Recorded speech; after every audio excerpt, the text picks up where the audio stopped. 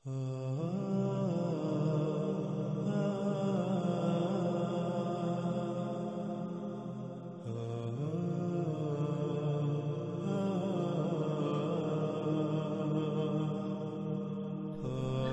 یہاں ایک اور بات واضح کرنا بہت ضروری ہے، اور وہ یہ کہ روایات میں یثرب، جسے مدینہ المنورہ بھی کہا جاتا ہے، وہاں سے ایک آگ کے ظاہر ہونے کا ذکر ملتا ہے، اور قرب قیامت ساتھ زمین کی گہرائیوں سے نکالی جانے والی آگ کو اس پر منطبق کر دیا جاتا ہے، اور پھر یہ کہا جاتا ہے کہ یہ علامت و شرط ماضی میں پوری ہو چکی۔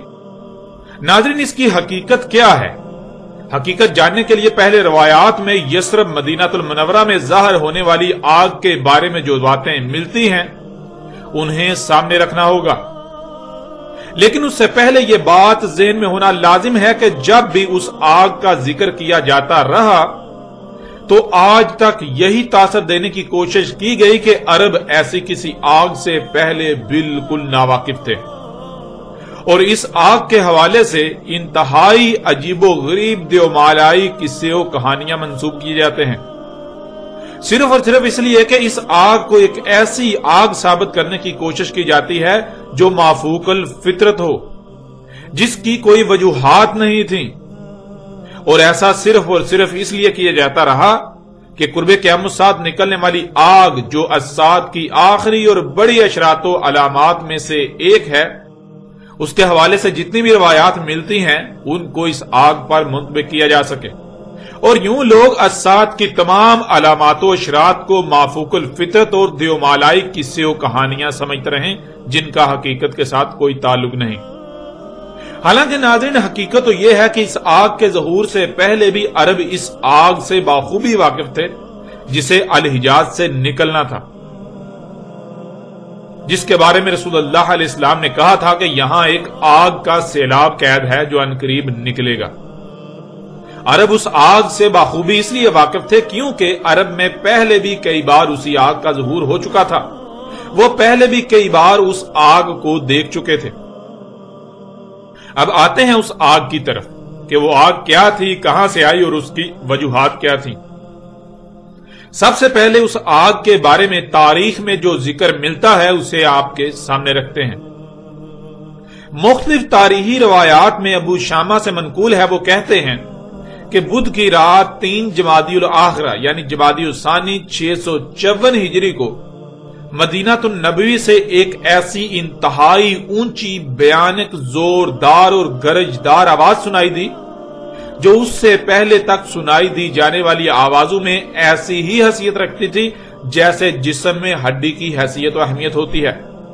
پھر ایسا زلزلہ آیا کہ اس سے پہلے آنے والے زلزلوں میں اس کی اہمیت و حیثیت ایسی ہی تھی جیسے جسم میں ہڈی کی حیثیت و اہمیت ہوتی ہے، یعنی جیسے جسم سے تمام کی تمام ہڈی نکال دینے سے جسم کی حیثیت و اہمیت رہ جاتی ہے، بالکل ایسے ہی اگر اس زلزلے کو نکال دیا جائے تو پیچھے زلزلوں کی حیثیت و اہمیت بالکل ایسی ہی رہ جاتی ہے۔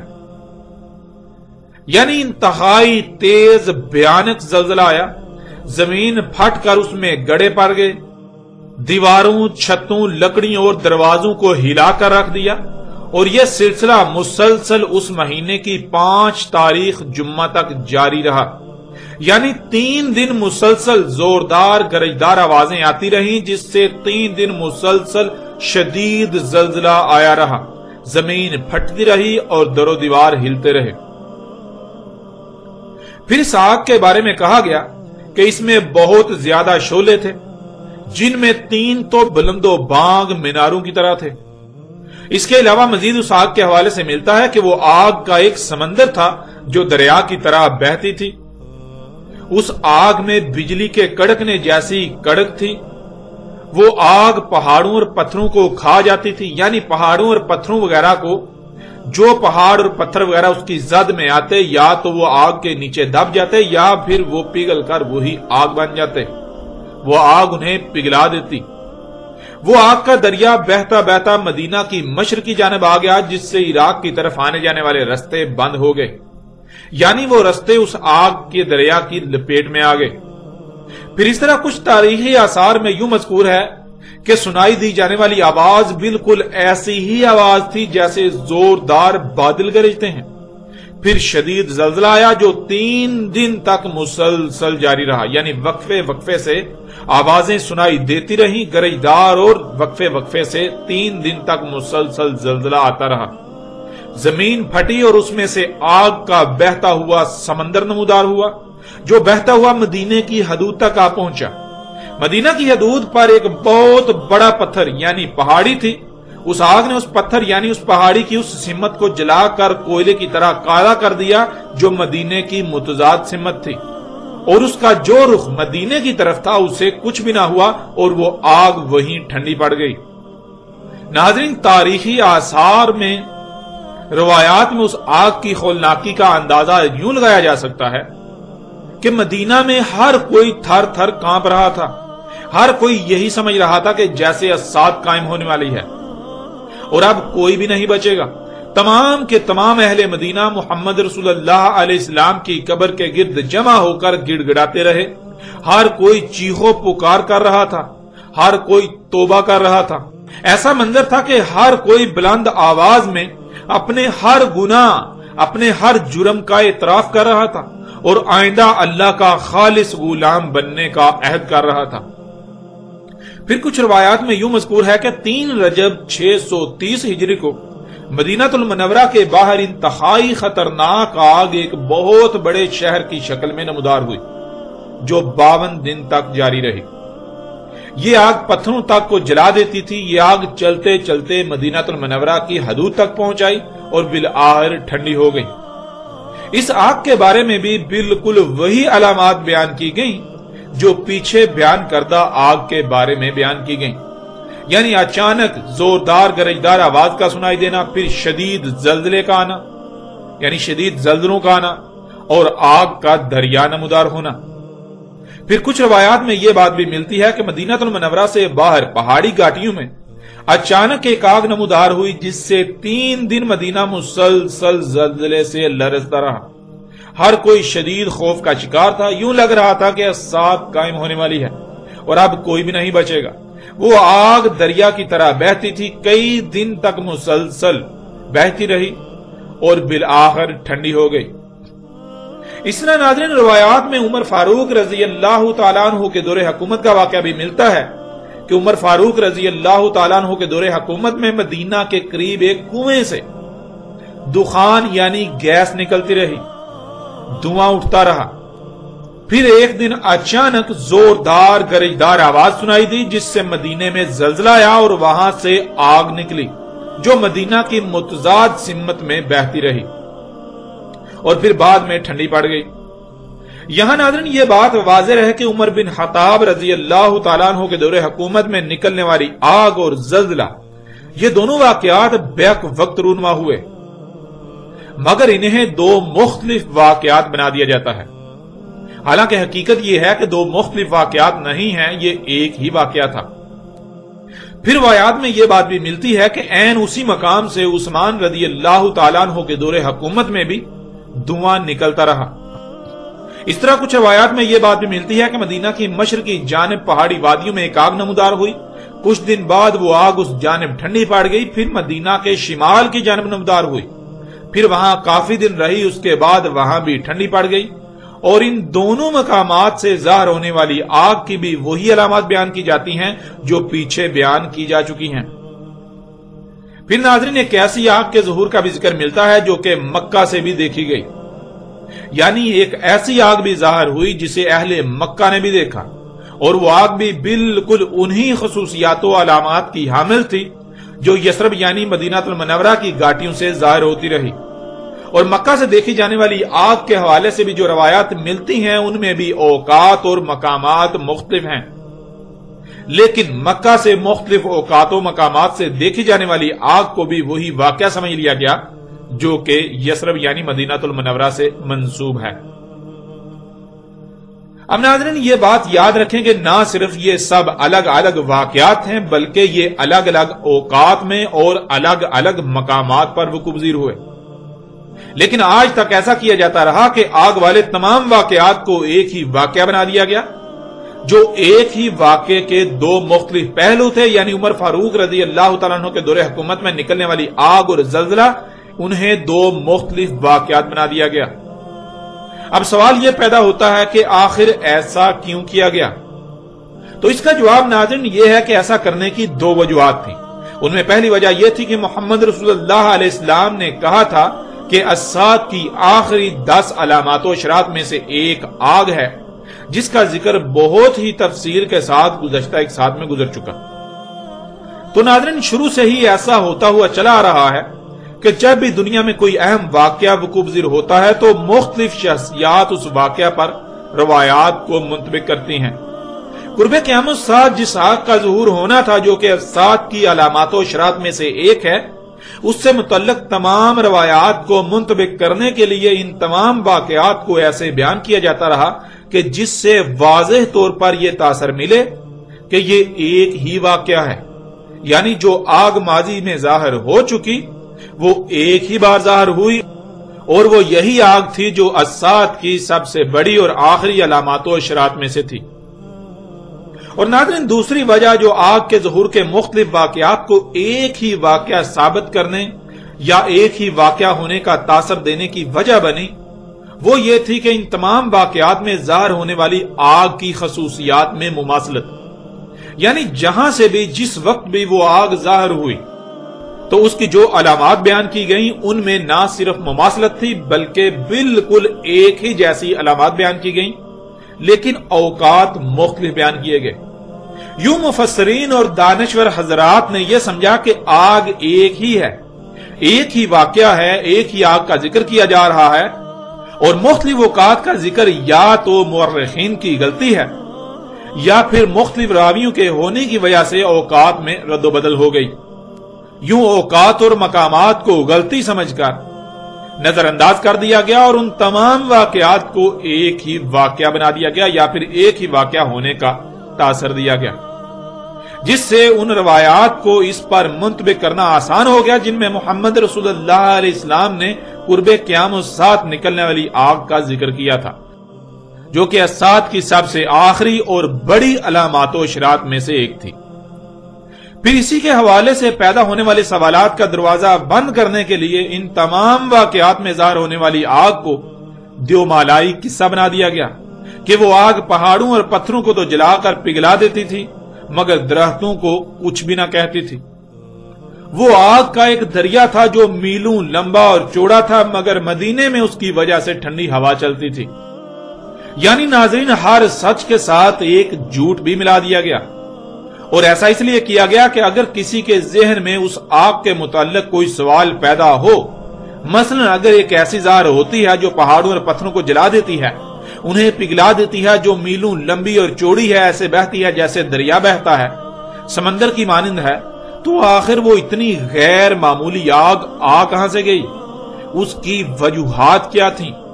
یوں ایسے تمام سوالات کا دروازہ بند کرنے کے لیے ہر سچ کے ساتھ ایک جھوٹ ملا کر اسے دیومالائی کہانی بنا دیا گیا تاکہ کسی کے ذہن میں کوئی سوال پیدا ہی نہ ہو۔ ماننے والے آنکھیں بند کر کے اسے سچ مان لیں اور جو غور و فکر کرنے والے ہیں ظاہر ہے وہ تو سوالات اٹھائیں گے اور پھر ان سوالات کا جواب تو ہوگا ہی نہیں۔ یوں اسے دیومالائی قصہ بنانے سے یہ ہوگا کہ تحقیقی ذہن جو غور و فکر کرنے والے لوگ ہیں وہ اس پر توجہ دینے کی بجائے اسے دیومالائی قصہ سمجھ کر نظر انداز کر دیں گے، یوں اس پر کسی قسم کا کوئی سوال نہیں اٹھے گا۔ اب آتے ہیں ناظرین حقیقت کی طرف کہ آیا حقیقت کیا ہے۔ ناظرین حقیقت تو یہ ہے کہ محمد رسول اللہ علیہ السلام نے دو طرح کی آگ کے ظہور کا ذکر کیا تھا، ایک وہ آگ جو بعد میں الحجاز سے مختلف اوقات اور مختلف مقامات سے ظاہر ہوتی رہی، اور دوسری وہ آگ جو اشراط الساعۃ کی سب سے بڑی اور آخری علامات و اشراط میں سے ایک تھی۔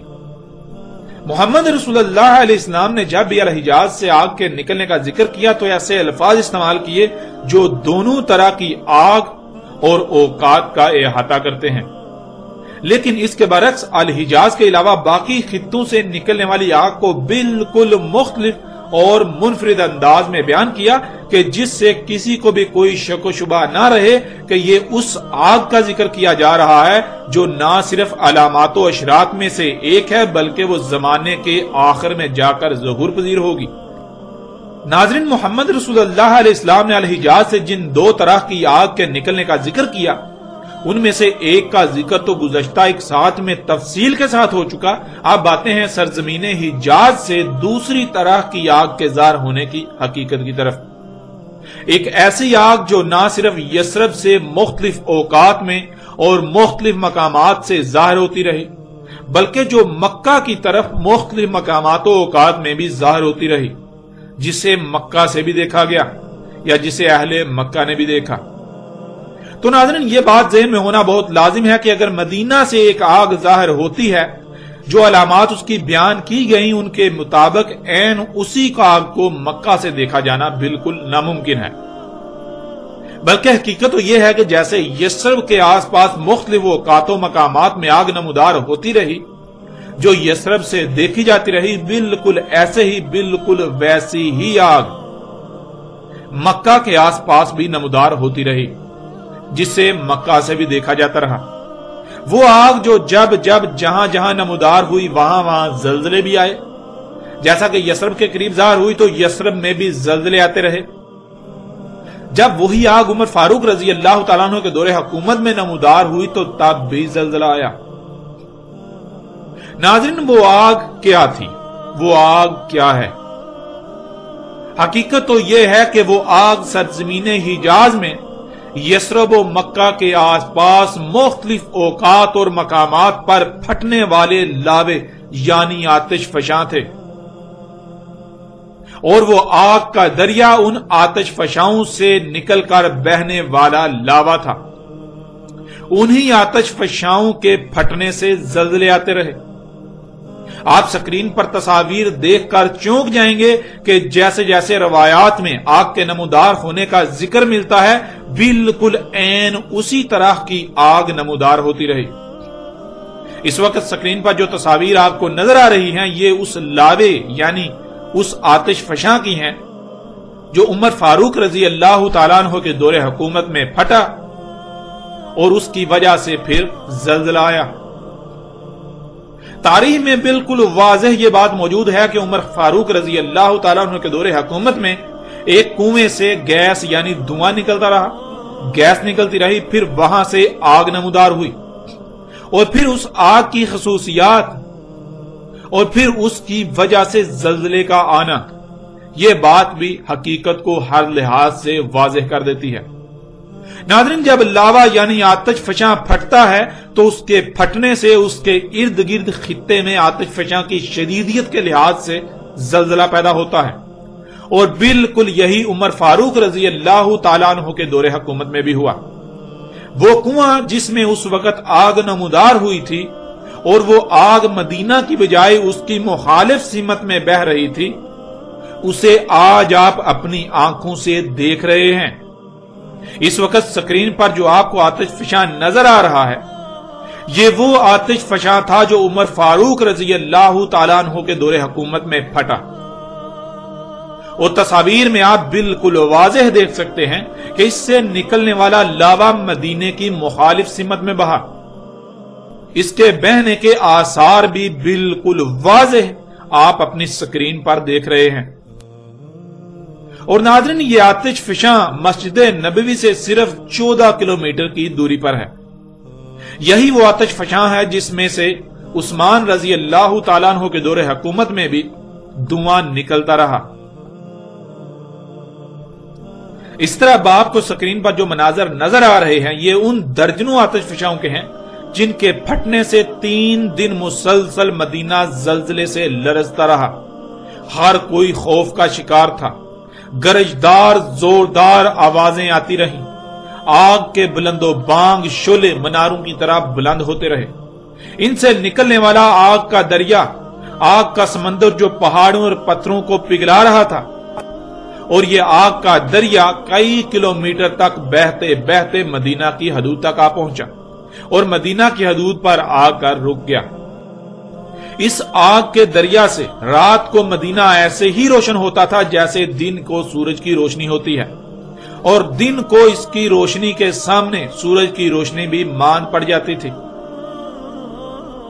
नाज़रीन, तारीख में बिल्कुल वाज़ेह अल्फाज में यह बात मज़कूर है कि वो आग जब मदीना की हदूद पर पहुंची तो मदीना की हदूद पर एक बहुत बड़ा पत्थर था। उसकी जो सिमत मदीना की तरफ थी उसे तो कुछ भी ना हुआ, लेकिन उसके बरक्स उसकी जो मदीना की मुखालिफ सिमत थी, उस आग ने उस पत्थर को उस सिमत से जलाकर कोयले की तरह काला कर दिया और वो आग वहीं की वहीं ठंडी हो गई, वहीं की वहीं रुक गई। और नाज़रीन, आज आप इस हकीकत को भी अपनी आंखों से देख सकते हैं। इस वक्त स्क्रीन पर आपको एक बहुत बड़ा पत्थर यानी पहाड़ी सी नजर आ रही है, जो उस वक्त मदीनातुल मुनव्वरा की हदूद में था, यानी यसरब की हदूद में था। आप इसकी बैरूनी सिमत को देखें तो इसकी बैरूनी सिमत पर लावा आकर टकराया हुआ है, जिससे न सिर्फ यह पत्थर बैरूनी तरफ से कोयले का मंजर पेश कर रहा है, बल्कि वो आग, ये लावा वहीं का वहीं ठंडा पड़ चुका हुआ है। यूं उस वक्त ये आग का दरिया यहीं रुक गया, यहीं पर यह इख्तिताम पजीर हुआ। ये दहला देने वाले और चौंका देने वाले हकायक आज आप अपनी आंखों से देख रहे हैं। नाज़रीन, ये लावा जो उस वक्त जोश मारती आग का दरिया था, आग का समंदर था जिसमें बिजली के कड़कने जैसी कड़क थी, यह कहीं से 27 किलोमीटर दूर तक बहा, जो कि इंतहाई गैर मामूली फासला है, तो कहीं पर इससे कम। और इसकी चौड़ाई कहीं पर 2 किलोमीटर, कहीं पर 4 किलोमीटर, तो कहीं पर 6 से 7 किलोमीटर तक थी। इसी तरह यह आग का दरिया कहीं पर 25 किलोमीटर तक बहता बहता पहुंच गया, कहीं पर 16 किलोमीटर, कहीं पर 15, कहीं पर 13, तो कहीं पर 12 किलोमीटर या इससे कम या ज्यादा फासला तय करते करते पहुंच गया। यूं ये कमोबेश 52 दिनों तक आग का दरिया, आग का समंदर बहता रहा, ये आग नमूदार रही। ये तमाम मनाजर आज आप अपनी स्क्रीन पर देख रहे हैं।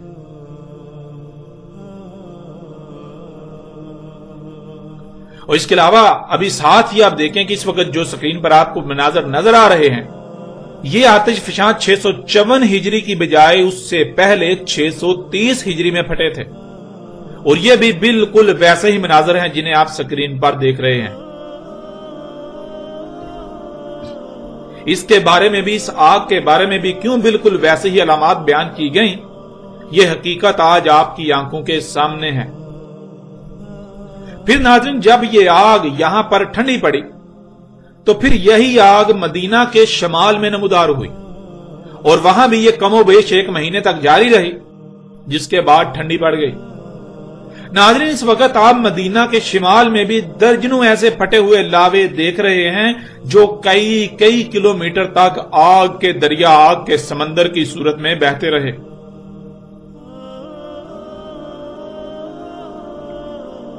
इसी तरह अगर मक्का की तरफ आए तो आपको यही आग मक्का के आसपास भी निकली हुई नजर आएगी।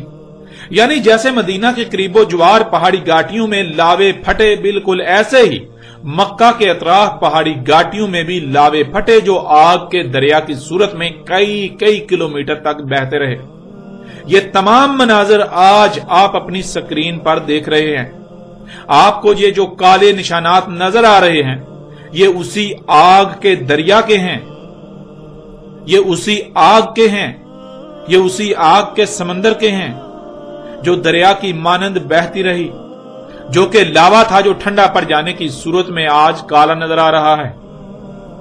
इस तरह नाज़रीन, ये आग अल हिजाज, यसरब और मक्का के दरमियान कई मकामात पर जाहिर हुई और आप इस खित्ते में दर्जनों नहीं बल्कि सैकड़ों फटे हुए और दरिया की तरह बहे हुए लावे देख सकते हैं।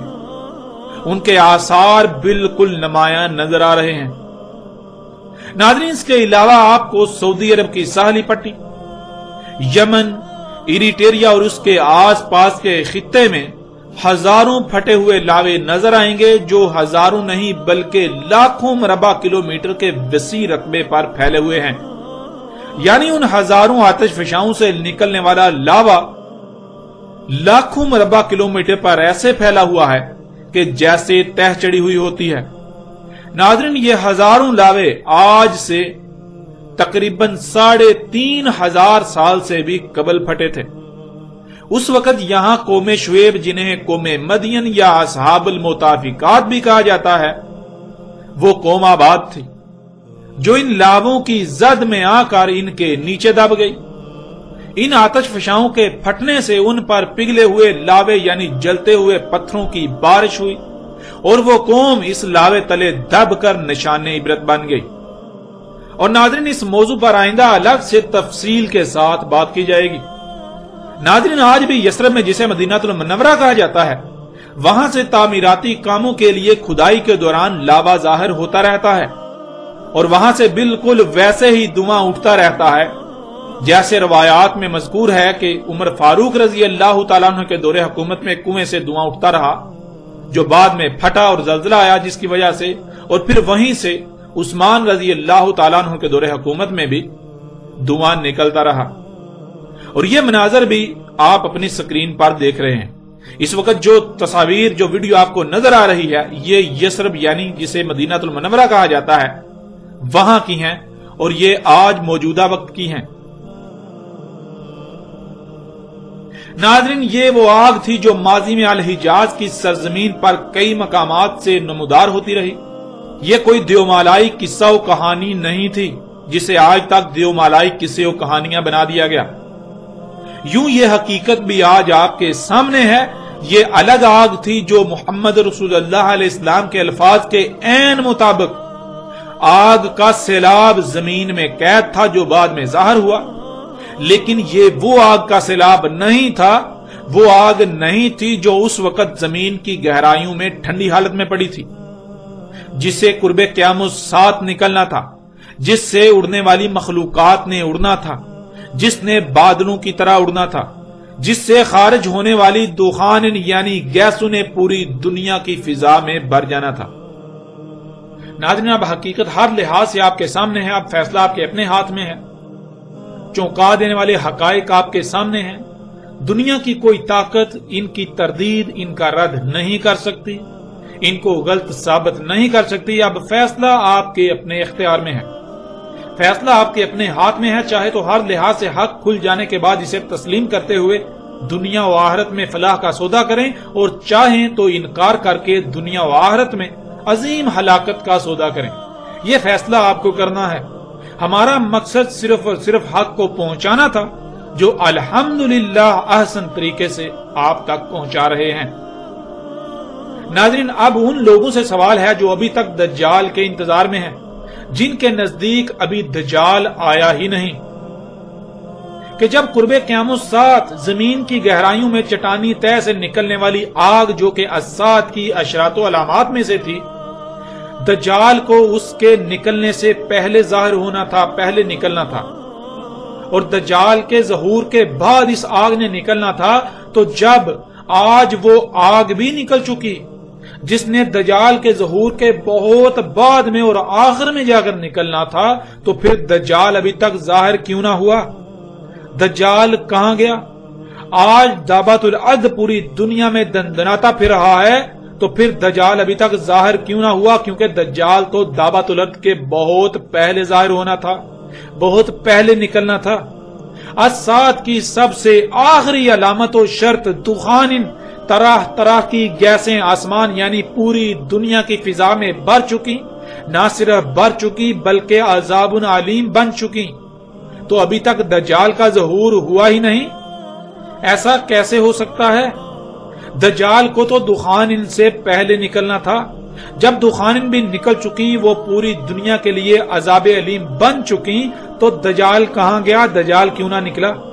کیا نعوذ باللہ ثم نعوذ باللہ محمد رسول اللہ علیہ السلام نے جھوٹ بولا تھا؟ وہ صحیح سے رہنمائی نہیں کر سکے تھے؟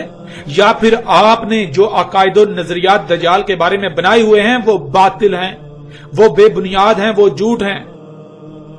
اے عقل کے اندھو، اس بات پر غور کرو کہ محمد رسول اللہ علیہ السلام نے کیا کہا تھا۔ محمد رسول اللہ علیہ السلام نے کہا تھا کہ جب دجال نکلے گا اس وقت لوگ اس کو نہیں پہچان پائیں گے، دجال کی موجودگی میں لوگ اسے پہچان نہیں پائیں گے اور اسے اپنا رب بنا بیٹھیں گے۔ جب جن کی موجودگی میں دجال کو نکلنا تھا، جن کی زندگی میں دجال نے موجود ہونا تھا، وہ نہیں پہچان سکیں گے، انہوں نے نہیں پہچان سکنا تھا تو پھر جن کی زندگیوں میں دجال کا تصور تک بھی نہیں تھا، انہوں نے دجال کا پورا خاکہ کیسے بنا دیا؟ ان کی عقلوں میں دجال کیسے آ گیا؟ انہوں نے آج سے پہلے وہ جو تمہارے آباء و اجداد ہیں جن کے پیچھے تم اندھوں کی طرح چلے جا رہے ہو کہ ہمارے اسلاف نے، ہمارے بڑوں نے دجال کے بارے میں یہ لکھا تھا، انہوں نے کہا تھا ایسا ہوگا ویسا ہوگا، اس کے پیچھے بھاگ رہے ہو، ان کی عقلوں میں دجال کیسے آ گیا؟ جن کی زندگیوں میں نکلنا تھا ان کی عقلوں میں آنا ہی نہیں تھا، اور جن کی زندگیوں میں تصور تک نہیں تھا دجال میں، انہوں نے دجال کے پورے خاکے نقشے کھینچ دیے۔ یہ کیسے ہو گیا؟ کیا نعوذ باللہ ثم نعوذ باللہ محمد رسول اللہ علیہ السلام جھوٹے تھے، وہ غلط تھے اور تم سچے؟ اپنی آنکھیں کھولو، اپنی آنکھیں کھولو، ہوش کے ناخن لو، عقل سے کام لو، اس سے پہلے کہ دیر ہو جائے۔ فرات سے قرب قیام الساعت کے وقت ایسی قیمتی ترین شے، ایسا خزانہ جس کے سامنے باقی تمام کی تمام قیمتی سے قیمتی اشیاء کی چمک دمک مان پڑ جانا تھی، جب وہ بھی ظاہر ہو چکی، وہ خزانہ بھی ظاہر ہو چکا، تو پھر دجال ابھی تک کیوں نہ آیا؟ کیونکہ دجال نے تو اس سے بہت پہلے آنا تھا۔ ذرا غور کرو، کیا روایات میں یہ چیز، یہ بات موجود نہیں ہے کہ دجال کا ایک ید، ایک ہاتھ دوسرے کی نسبت لمبا ہوگا؟ اس کا جو لمبا ہاتھ ہوگا اس کو وہ سمندروں میں ڈالے گا، اس کا لمبا ہاتھ سمندروں میں جائے گا، سمندروں میں جا کر سمندر کے نیچے سطح زمین میں سوراخ کر کے اس میں داخل ہو جائے گا اور اس میں سے زمین کے خزانے نکالے گا۔ اے عقل کے اندھو، غور کرو، کیا کوئی 5-6 فٹ کا شخص ایسا ہو سکتا ہے کہ اس کا ہاتھ اتنا لمبا ہو کہ جو 5-6 کلومیٹر گہرے سمندر میں داخل ہو اور پھر اس سے بھی نیچے آگے زمین کے اندر 5-6 کلومیٹر گہرائی میں جا کر وہاں سے خزانے نکالے؟ یعنی کیا ایسا ممکن ہے کہ ایک 5-6 فٹ کا ٹھینے قد کا شخص ہو اور اس کا 12 کلومیٹر لمبا ہاتھ ہو؟ کیا ایسا ممکن ہے؟ اے عقل کے اندھو، غور کرو، آج یہ سب تمہارے سامنے ہو چکا، آج یہ سب تمہارے سامنے ہو رہا ہے۔ غور کرو، دجال کیا ہونا تھا؟ دجال نے رب ہونا تھا۔ کون سا رب؟ اصل رب یا نقل رب؟ دجال نے نقل رب ہونا تھا۔ تو نقل تو اصل کی آتی ہے، نقل کو اس وقت تک نہیں پہچانا جا سکتا جب تک کہ اصل کی پہچان نہ ہو۔ اگر تم یہ کہتے ہو کہ دجال ایک شخص ہے تو لا محالہ اس کا مطلب یہ ہے کہ تمہارے عقائد و نظریات یہ ہیں کہ دجال چونکہ نقل رب ہے تو اصل جو ہے وہ بھی پھر ایک شخص ہے، یعنی اللہ ایک شخص ہے، ایک 6 فٹ کا شخص ہے۔ تم یہ ثابت کرتے ہو اپنے اعمال سے، اپنے دعووں سے۔ ظاہر ہے نقل تو اصل کی آتی ہے۔ دجال جو کہ اصل نہیں نقل رب ہوگا، اگر وہ 5-6 فٹ کا ایک شخص ہوگا یا اس سے بھی ٹھگنے قد کا ایک شخص ہوگا، ٹیڑھی ٹانگوں والا، گنگریالے بالوں والا، تو پھر بلا شک و شبہ جس کی نقل ہے وہ تو اصل بھی تو ویسی ہی ہوگی نا، کیونکہ نقل تو اصل کی آتی ہے۔ تو غور کرو، کیا اللہ ایسا ہے؟ اگر دجال کو پہچاننا ہے تو پہلے اپنے اصل رب کو پہچانو۔ غور کرو، کون ہے جس نے تمہیں وجود دیا؟ کون ہے جو تمہیں آکسیجن دے رہا ہے؟ آکسیجن کیسے خلق کر رہا ہے؟ کون ہے جو تمہیں کھانے کو رزق دے رہا ہے؟ غور کرو، پیچھے فطرت پر جاؤ۔ تمہارے آباء و اجداد کو جب یہ مشینیں، یہ ایجادات نہیں تھیں تو تب وہ کون سا رزق، وہ رزق کہاں سے آتا تھا؟ اس کائنات میں کون سی ایسی مخلوقات، مشینیں تھیں جو اس رزق کو ان کے لیے خلق کرتی تھی؟ غور کرو، اصل رب سامنے آ جائے گا۔ اصل رب جو ہے وہ بھی مخلوقات کا مجموعہ ہے، لیکن وہ فطرتی مخلوقات، وہ فطرت ہے۔ نقل رب مصنوعی مخلوقات کا مجموعہ ہے۔ یہ ہے اصل اور نقل۔ جب تم نے اصل رب کو پہچان لیا تو نقل رب کو بھی پہچان لوگے۔ یوں حق ہر لحاظ سے تمہارے سامنے ہے۔ اصل رب تمام کی تمام فطرتی مخلوقات کا مجموعہ، وہی مخلوقات آگے مخلوقات کو وجود دے رہی ہیں، وہی مخلوقات دوسری مخلوقات کی ضروریات خلق کر رہی ہیں۔ نقل رب مصنوعی مخلوقات کا مجموعہ۔ اصل رب بالکل پرفیکٹ، جو شے بھی خلق ہوتی ہے مکمل پرفیکٹ، کسی قسم کا اس کا نقصان نہیں، فائدے ہی فائدے اس کے استعمال سے، جیسا استعمال اس کا کرنے کی اجازت دی گئی۔ نقل رب دیکھو یہ مصنوعی جو اشیاء ہیں، مصنوعی مشینیں، یہ مخلوقات انسان کے اپنے ہاتھوں سے خلق کردہ، یہ جو کچھ خلق کر رہی ہیں، ان سے کیا ہو رہا ہے؟ کیا پوری زمین، پوری دنیا فساد زدہ نہیں ہو گئی؟ کیا یہ تمہارے نقل رب دجال نے، جسے تم اپنا رب بنائے ہوئے اپنے لیے مسیح سمجھتے ہو، اس نے پوری دنیا کو فساد زدہ نہیں کر دیا؟ پوری دنیا زمین و آسمانوں میں فساد نہیں کر دیا؟ تباہیاں نہیں آ رہی؟ حقیقت آج ہر لحاظ سے تمہارے سامنے ہے۔ تم اس وقت تک دجال کو نہیں پہچان سکتے جب تک تم اصل رب کو نہیں پہچان لیتے۔ تم سے اگر اصل رب اللہ کے بارے میں سوال کیا جائے تو تمہارے پاس جواب ہے ہی نہیں۔ تم یہ کہتے ہو کہ اللہ کا تو تصور بھی نہیں کیا جا سکتا، اللہ کیسا رب ہے، کیا ہے، اس کا سوچ بھی نہیں سکتے، تصور بھی نہیں کیا جا سکتا۔ جب اصل رب کا تم تصور ہی نہیں کر سکتے تو نقل رب کو کیسے پہچانو گے؟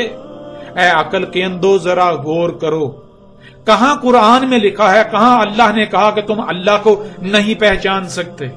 کہاں لکھا ہے؟ پورے قرآن میں تو یہی ایک بات ہے کہ آسمان اور زمینوں میں تمام کی تمام مخلوقات اللہ کی آیات ہیں، ان میں غور و فکر کرو اور اللہ کو پہچانو۔ تم ان میں غور و فکر کرو گے تو اللہ تک پہنچ جاؤ گے، اللہ کو پہچان جاؤ گے، اللہ کو جان جاؤ گے۔ تم جان لو گے تمہارا رب کون ہے، کیا ہے، کیسا دکھتا ہے، تم سب جان لو گے۔ لیکن تم نے اللہ کو بھی اپنے عقائد و نظریات کا ایک حصہ بنا دیا۔ تم نے اپنے ہی عقائد و نظریات کو اللہ کا نام دے لیا۔ جو اللہ ہے اس کا تمہیں علم ہی نہیں ہے، تم نے اپنے ہی باطل عقائد کو اللہ کا نام دے لیا۔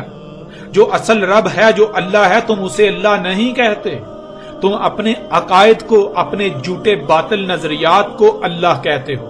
اگر تمہارے عقائد اور نظریات کا رد کیا جائے، ان کو جھٹلایا جائے، ان کا انکار کیا جائے تو تم اپنے عقائد کا انکار اللہ کا انکار ٹھہرا دیتے ہو، اللہ کا انکار قرار دیتے ہو۔ تو اے عقل کے اندو غور کرو اس سے پہلے کہ دیر ہو جائے۔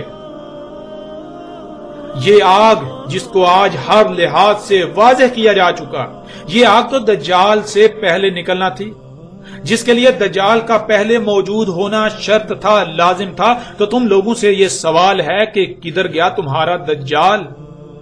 جب یہ سب کچھ ہو چکا، آگ بھی نکل چکی، دخان عذاب علیم بن چکی، دابت الارض پوری دنیا میں دندنا رہا ہے، جب یہ سب کچھ ہو چکا تو تمہارا دجال کہاں گیا؟ اس کو تو ان سب سے پہلے آنا تھا، دجال کی وجہ سے ہی تو یہ سب ہونا تھا۔ تو غور کرو، تمہارا دجال ابھی آیا ہی نہیں۔ اے عقل کے اندو غور کرو، تم بنی اسرائیل کی نسل ہو، جو بنی اسرائیل نے کیا تھا تم نے بھی وہی کرنا تھا۔ تو غور کرو، کیا تم وہی نہیں کر رہے؟ بنی اسرائیل میں غور کرو انہوں نے کیا کیا تھا، پھر اپنے گریبان میں جھانکو، تمہیں بنی اسرائیل میں اور خود میں ایک رائی برابر بھی فرق نظر نہیں آئے گا۔ حق اس قدر واضح ہو جانے کے باوجود بھی اپنی جہالت پر ڈٹے رہو گے تو جان لو دنیا و آخرت میں تمہیں ہلاکت سے کوئی نہیں بچا سکتا۔ اپنی عقلوں کا علاج کراؤ اس سے پہلے کہ وہ وقت آ جائے جب تم اپنی عقلوں پر ماتم کرنا شروع کر دو، لیکن تب بہت دیر ہو چکی ہوگی۔ تب سوائے ہلاکت و پچھتاوے کے کچھ نہیں رہے گا، کچھ تمہارے ہاتھ نہیں آئے گا۔ اپنے آباء و اجداد کی روش کو ترک کر دو، حق ہر لحاظ سے تمہارے سامنے آ چکا، حق کو تسلیم کر کے دنیا و آخرت میں ہلاکت سے بچ جاؤ۔ اے علماء کے نام پر، رہنماؤں کے نام پر انسانوں کی رہنمائی کے دعوے داروں، ان لوگوں کی آخرت کے بارے میں سوچو جو اندھوں کی طرح تمہارے پیچھے چل رہے ہیں۔ کیا آخرت میں ان کا بوجھ اٹھا پاؤ گے؟ آج تمہارے پاس وقت ہے اور یہ بھی جان لو یہ وقت بہت کم ہے۔ حق کو تسلیم کرنے کے لیے ایک دوسرے کی طرف مت دیکھو، آگے بڑھو ورنہ گزشتہ ہلاک شدہ اقوام کی طرح دنیا و آخرت میں بدترین ہلاکت کا شکار ہو جاؤ گے۔ جان لو تمہیں ہر لحاظ سے کھول کھول کر متنبہ کیا جا رہا ہے۔ جان لو کل کو تمہارے پاس کوئی بہانہ، کوئی عذر نہیں ہوگا۔ جان لو تم پر سوائے حجت کے پیچھے کچھ نہیں بچے گا۔ اے وہ لوگوں جو اندھوں کی طرح فرقہ پرستی میں ڈوبے ہوئے ہو، اس غلیظ ترین جوہر سے باہر نکل آؤ۔